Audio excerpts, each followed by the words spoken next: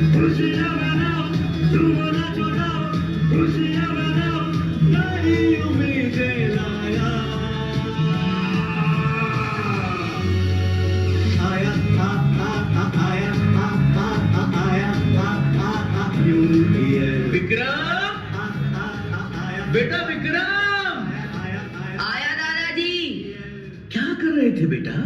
नया साल मना रहा था दादाजी। तुम्हें क्या लगता है नया साल आज से शुरू हो रहा है? अरे दादाजी, आज ही से तो शुरू हो रहा है, यही तो सच है। ये सच नहीं है बेटा। ये जो नया साल आज पूरी दुनिया में मनाया जाता है, हमारा नया वर्ष उससे भी पुराना है। अंग्रेजी कैलेंडर तो भारतीय कैलेंडर के 57 वर्ष बाद बना है। तो हम लोग अपना नया साल क्यों नहीं मनाते? मनाते तो हैं, लेकिन इस तरह के शोर शराबे से नहीं। हमारा नया साल तो ईश्वर की आराधना से शुरू होता है, चैत्र की पहली नवरात्रि में। हमारे नए साल के बारे में कुछ और बताइए ना दादाजी। हाँ, उसके लिए तुम्हें एक कहानी सुननी होगी। कौन सी कहानी दादाजी? संसार के सबसे महान राजा की कहानी, राजा विक्रमादित्य की कहानी।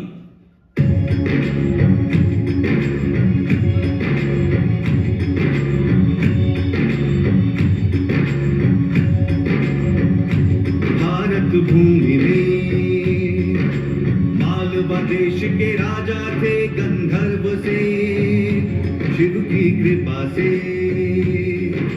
बालक उनके जन्मा विक्रम से।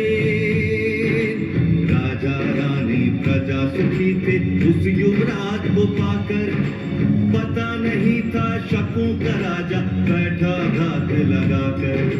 खुशी के इस शुभ अवसर पर उसने था पानी फेरा, छुप छुप कर हर तरफ से उसने उज्जैनी को घेरा।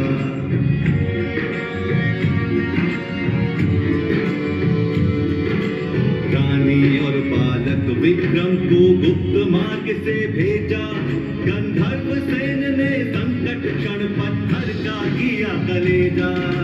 शक राजा ने बाण और गंधर्व सेन का घमासान, चोर लुटेरे जीत गए ये मातृभूमि का था अपमान। चोर लुटेरे जीत गए ये मातृभूमि का था अपमान।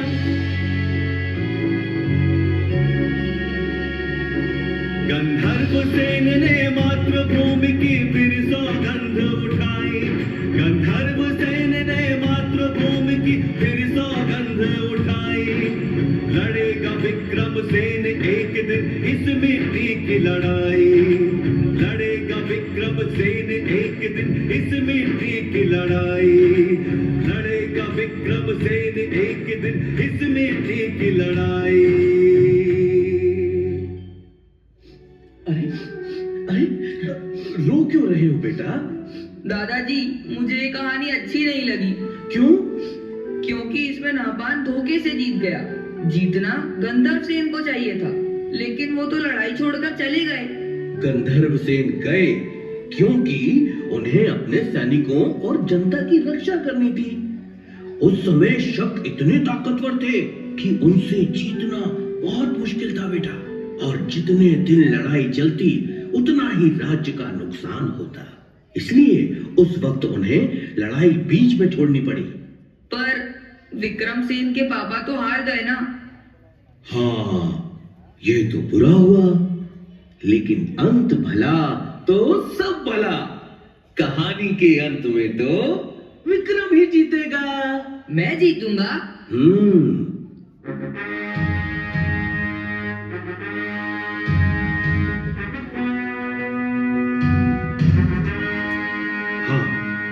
तुम जीतोगे पुत्र, जीतोगे। तुम ही इस धरती को शक विहीन करोगे। अगर नहपान ठीक से शासन चलाता तो मैं कभी राज्य की कामना नहीं करता, किंतु जनता ही उससे परेशान है। जनता के कष्ट हरना ही मेरा परम धर्म है। मां, जब तक भारत भूमि को शकों से मुक्त न करा दूं, तब तक अन्न का एक दाना भी ग्रहण नहीं करूंगा। बेटा, तेरे विचार ठीक हैं, परंतु अन्न त्याग का हठ ठीक नहीं। हाँ युवराज, रानी जी ठीक कह रही है। आपकी तरह मैं भी बेचैन हूं अपनी मातृभूमि की मुक्ति के लिए। 20 वर्ष की प्रतीक्षा कम नहीं होती। इन 20 वर्षों में जनता ने बड़े कष्ट सहे। मालवा के महाराज और महारानी को छुप छुप कर वनों में रहना पड़ा। हम सब आपके बड़े होने की प्रतीक्षा कर रहे थे। हे मालवा नरेश, हम सबको आपके आदेश की प्रतीक्षा है। मालवा के नरेश तो स्वयं महाकाल हैं। हमारा वंश तो बस उन्हीं का सेवादार। भगवान महाकाल मेरे स्वप्न में आए और उन्होंने आदेश दिया है कि अब अवंतिका को मुक्त कराने का समय आ गया है। ये तो शुभ संकेत है युवराज, किंतु हमारे पास सैनिक बहुत कम है। युद्ध में सेना की संख्या से अधिक उसका कौशल काम आता है। मैंने जो भैरव सेना तैयार की है उस पर महाकाल की कृपा है। इस भैरव सेना में ताकत और बुद्धि का सटीक मिश्रण है। हमें नहपान की सेनाओं की रसद रोकनी होगी। रसद की कमी से वो आपस में ही कट मरेंगे और सही अवसर देखकर हम आक्रमण करेंगे। किंतु ये छल तो नहीं कहलाएगा कुंवर? तब कहलाता है जब हम शत्रु पर पीछे से हमला करें। हम तो पहले उन्हें दुर्बल करेंगे, फिर सामने से हमला करेंगे। नहपान को संदेशा भिजवा दीजिए कि उसके पाप का घड़ा भर चुका है। किंतु सूचना मिलते ही वो सतर्क हो जाएगा। निश्चेत पर हमला कायरता है और विक्रम कायर नहीं। हाँ बेटा, हमले से पहले शत्रु को सचेत करना वीरता का लक्षण है। काश तुम्हारे भाई भृतहरि भी आज साथ होते। उन्होंने जन कल्याण के लिए ही वैराग्य धारण किया है। उनकी साधना का बल मेरे साथ है। जय महाकाल! जय महाकाल!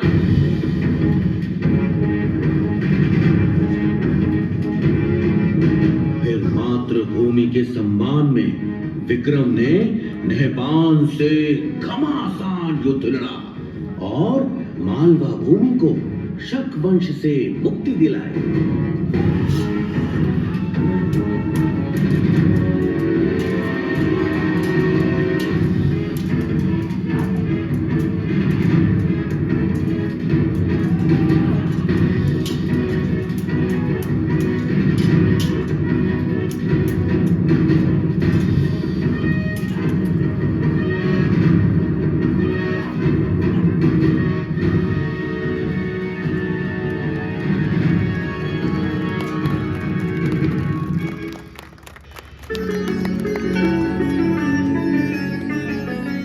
जिन शकों का सूर्य कभी नहीं डूबता था, आपने मालवा से उनका अंत कर दिया। अब आपको संपूर्ण भारत भूमि को शक मुक्त कराना है। आपका पराक्रम भगवान सूर्य जैसा है, इसलिए अब से संसार आपको विक्रमसेन नहीं, विक्रमादित्य के नाम से जानेगा। महाराज विक्रमादित्य की जय हो। मालवा नरेश विक्रमादित्य की जय हो। महाराज, शकों की विधवाओं और बच्चों के लिए क्या आदेश है? ससम्मान विधवाओं के पुनर्वास की व्यवस्था की जाए और बच्चों की शिक्षा दीक्षा राजकोष से कराई जाए। अद्भुत! महान राजा का यही गुण है कि वो अपने संरक्षण में आने वाले सभी जीवों की रक्षा करे। आपने एक नए समय का सूत्रपात किया है। आपकी अनुकंपा है गुरुदेव। अवश्य ही ये समय अपनी जड़ों की ओर लौटने का है, वैदिक परंपराओं की पुनर्स्थापना का है। कुलदेवी हरसिद्धि की कृपा से मैंने अपने नवरत्न पहचान लिए हैं। इन नवरत्नों की सहायता से मैं इस राज्य का संचालन करूंगा। धनवंतरी, शपनक, अमर सिंह, वास्तुकार शंकु, कालिदास, वेताल भट्ट, वररुचि, खटखपर और वराह मिहिर जैसे विद्वानों के नेतृत्व में यह राज्य 10 दिशाओं में प्रगति करेगा। जैसे ब्रह्मांड की शोभा नवग्रह से होती है, वैसे ही मालवा के यह नवरत्न मिलकर राज्य का वैभव बढ़ाएंगे। साथ ही धूर्त शिरोमणि मूलदेव और आचार्य व्याड़ी को भी मैं अपने रत्नों में शामिल करना चाहता हूं। पुत्र, राजा के विचार दल में धूर्त मूलदेव का क्या काम? विद्वानों को शामिल करना तो समझ आता है, किंतु धूर्त शिरोमणि को कौन राजा अपने पास आने देता है? धूर्तों को हराने के लिए क्या सरल और निष्कपट विद्वान सलाह दे पाएंगे? भारत भूमि पर शकों का वृहद साम्राज्य है। अगर हमें उन्हें इस धरती से खदेड़ना है तो इनकी धूर्तताओं को समझना होगा। मुझे लगता है इन मामलों में मूलदेव की सलाहें बहुत काम आ सकती हैं। अद्भुत। धरती के इतिहास में ऐसी समृद्ध सोच किसी राजा की ना देखी ना सुनी। आचार्य व्याड़ी भले ही स्वर्ण बनाने में अब तक असफल रहे हैं, किंतु वो लगनशील है। आज नहीं तो कल अवश्य सफल होंगे। बार बार असफलताओं के बाद भी उनका विश्वास स्वयं से डिगा नहीं है। ऐसा विद्वान अवश्य ही राज्य के लिए उपयोगी साबित होगा। गुरु का आश्वासन मिल गया, अब मैं निश्चिंत हूं। श्रीमान कालिदास, आपसे आग्रह है कि अपने साहित्य को जन सुलभ बनाने की दिशा में कार्य करें। अन्य सभी नवरत्नों से आग्रह करता हूं कि ज्ञान, विज्ञान, भाषा और वैदिक रीति के प्रसार की दिशा में कार्य करें। जैसी आज्ञा महाराज। गुरुदेव, एक विचार मेरे मन में उमड़ रहा है। यदि आपकी आज्ञा हो तो कहूं? आदेश करें महाराज। मुझे देश में एक नए पंचांग की आवश्यकता महसूस हो रही है। क्या हम मालवा को समय गणना का वैश्विक केंद्र बना सकते हैं? साधु साधु, बहुत उत्तम विचार है महाराज। जैसी आज्ञा गुरुदेव। श्रीमान वराह मिहिर, मैं आपको एक बड़ा दायित्व सौंप रहा हूं। आप खगोल और ज्योतिष के ज्ञाता हैं। हमारे भारत में अब तक पूर्ण रूप से प्रामाणिक और वैज्ञानिक पंचांग नहीं है, जिसके कारण सदा ही जनता में शुभ और अशुभ मुहूर्तों के संबंध में भ्रम की स्थिति बनती है। आप काल गणना की नई व्यवस्था तैयार करिए जो वैदिक परंपराओं पर आधारित हो और पूर्ण रूप से वैज्ञानिक हो। आपकी आज्ञा शिरोधार्य है महाराज, किंतु आपके मार्गदर्शन के बिना मेरे लिए ये कर पाना संभव न होगा। आप स्वयं सभी विषयों के ज्ञाता हैं। इस दिशा में आप आगे आगे चलें और मैं आपका सहगामी रहूंगा। आप ही इस विक्रम संवत के प्रणेता हैं। विक्रम संवत, विक्रम संवत, विक्रम संवत। जैसी सभासदों की इच्छा। आज चैत्र नवरात्रि का पहला दिन है। आज से ही विक्रम संवत की गणना आरंभ करेंगे तो माता हरसिद्धि की कृपा हम सब पर बनी रहेगी।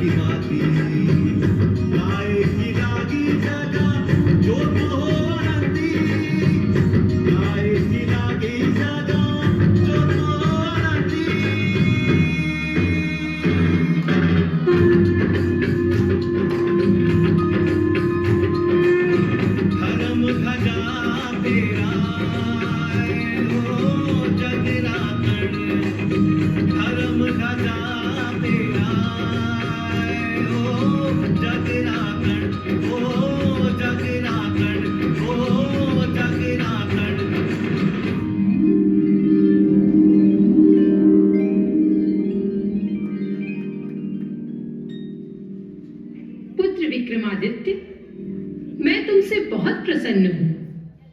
तुमने राजा बनते ही राज्य संचालन की दिशा में जैसा आमूल चूल परिवर्तन किया, उसके लिए तुम्हें अनेक आशीर्वाद देती हूं। मैं तुम्हें ये 32 पुतलियों वाला सिंहासन देती हूं। तुम इस सिंहासन में बैठकर न्याय कर सकोगे। मेरा आशीर्वाद है कि संपूर्ण भारत पर तुम्हारा शासन स्थापित होगा। तुम चक्रवर्ती सम्राट बनोगे, सम्राट विक्रमादित्य, न भूतो न भविष्यति।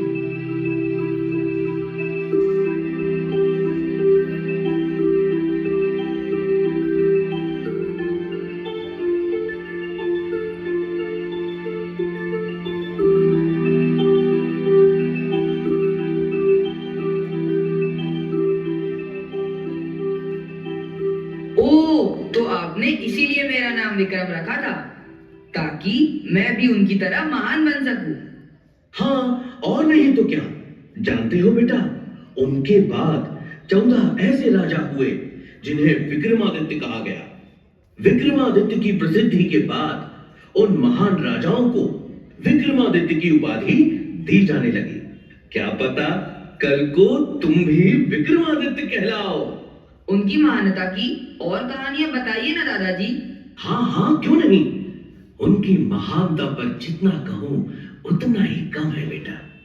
उनका शासन सिर्फ भारत में नहीं, आज के अरब, ईरान, इराक और मिस्र तक फैला हुआ था। और उन्होंने कश्मीर के राजा की मृत्यु के बाद संकट में पड़े राज्य में सुशासन स्थापित किया। जानते हो बेटा, उन्होंने गांधार प्रांतों को शिक्षित करने के लिए वहां भी वेधशालाएं बनवाई। उनके सद्गुणों की चर्चा अनेक भाषाओं के ग्रंथों में मिलती है।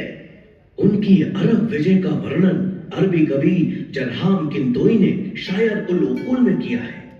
इस्तांबुल की प्रसिद्ध लाइब्रेरी मकतबे सुल्तानिया में यह किताब है, जिसमें एक शिलालेख का जिक्र मिलता है।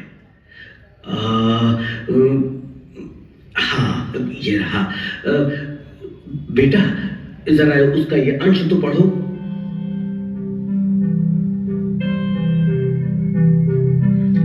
वे लोग भाग्यशाली थे जो विक्रमादित्य के समय में जन्मे, उन्हीं के शासन में जीवन बिताया। वह एक दयालु, उदार और कर्तव्यनिष्ठ राजा था, जो हर एक व्यक्ति के कल्याण के बारे में सोचता था। उसने अपने पवित्र धर्म को हमारे बीच फैलाया। हिंदुस्तान के सूर्य से भी तेज विद्वानों को विक्रम ने उनके बीच भेजा, ताकि ज्ञान का उजाला उस तरफ भी फैल सके। दादाजी, मुझे विक्रमादित्य की और कहानी सुनाइए ना। हाँ हाँ मेरे बच्चे, क्यों नहीं। रुको। इन किताबों में क्या है दादाजी? इन किताबों में कहानियां हैं। इन दोनों किताबों में सम्राट विक्रमादित्य की कहानियों का भंडार है बेटा। एक है सिंहासन बत्ती सी और दूसरी बेताल बच्ची सी। इसके अलावा भी उनकी वीरता, उदारता, दया, क्षमा आदि गुणों से भारतीय साहित्य भरा पड़ा है बेटा। इन्हें पढ़ो और उनके गुणों को अपने जीवन में उतार कर तुम भी उनके जैसा बनो।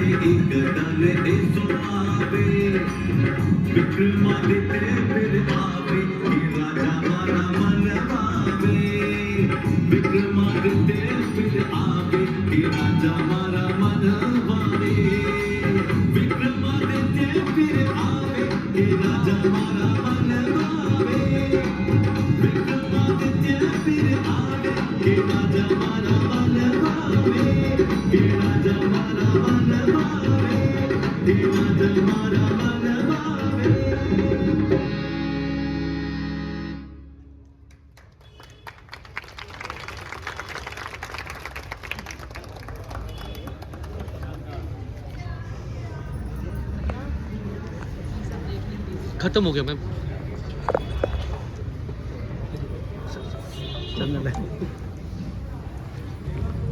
अभी तो शुरुआत है, अभी मौसम में तूफान आना बाकी है। अभी ताली नहीं बजी, अभी तालियों की बौछार आना बाकी है। जोरदार तालियों से डॉक्टर हिमांशु द्विवेदी के इस कलामंडल का बहुत बहुत अभिनंदन। और मैं डॉक्टर हिमांशु द्विवेदी जी से अनुरोध करता हूँ कि वे आज के इस नाटक का मंचन कर रहे अपने कलाकारों से परिचय कराने का कष्ट करें। आदरणीय हिमांशु द्विवेदी जी।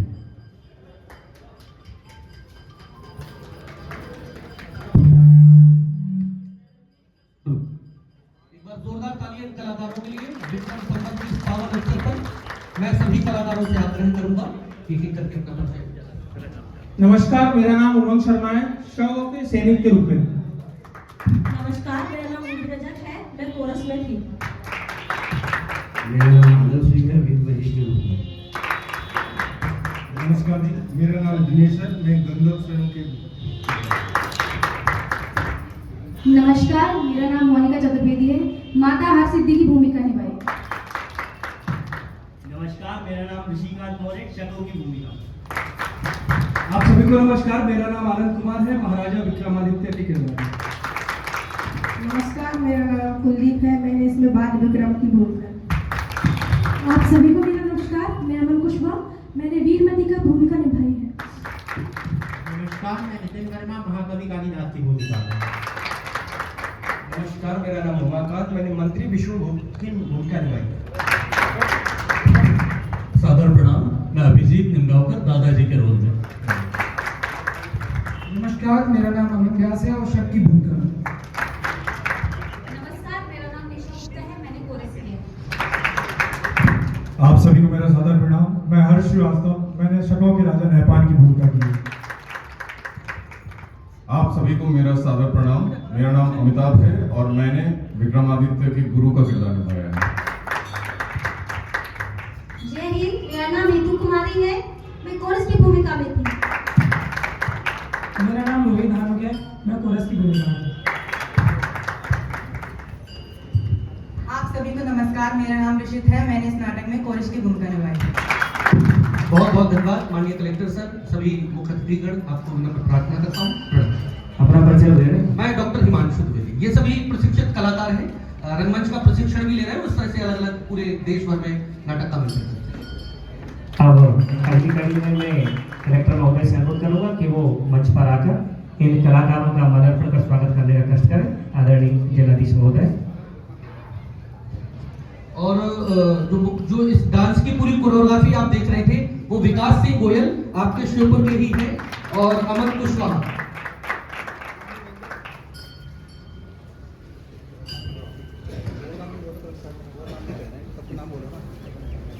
मैं सभी सम्मानित जनप्रतिनिधियों से भी अनुरोध करता हूँ कि वो आए और नाट्य मंचन के कलाकारों का स्वागत करने का कष्ट करें। सभी सम्मानित जनप्रतिनिधि महोदय। स्वागत के पश्चात सभी सम्मानियों से अनुरोध रहेगा कि मंच पर ही उपस्थित रहें। एक group photo doctor Himanshu Dwivedi इस दल के साथ एक ग्रुप फोटो होगा। उंगली नहीं आनी चाहिए, बैठे यहाँ आगे आगे।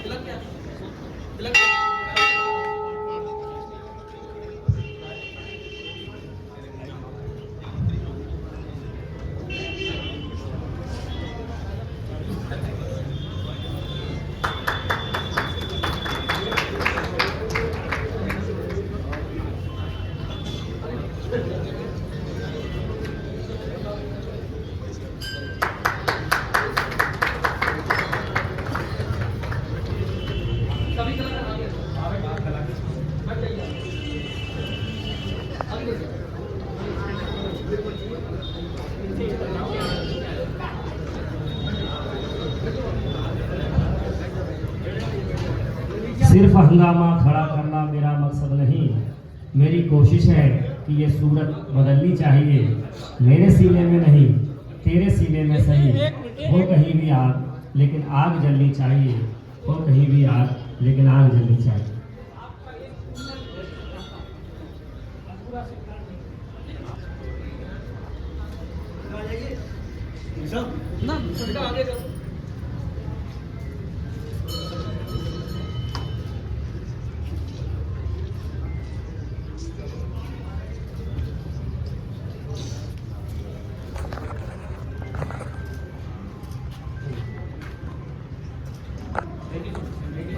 बहुत बहुत धन्यवाद सभी सम्मानित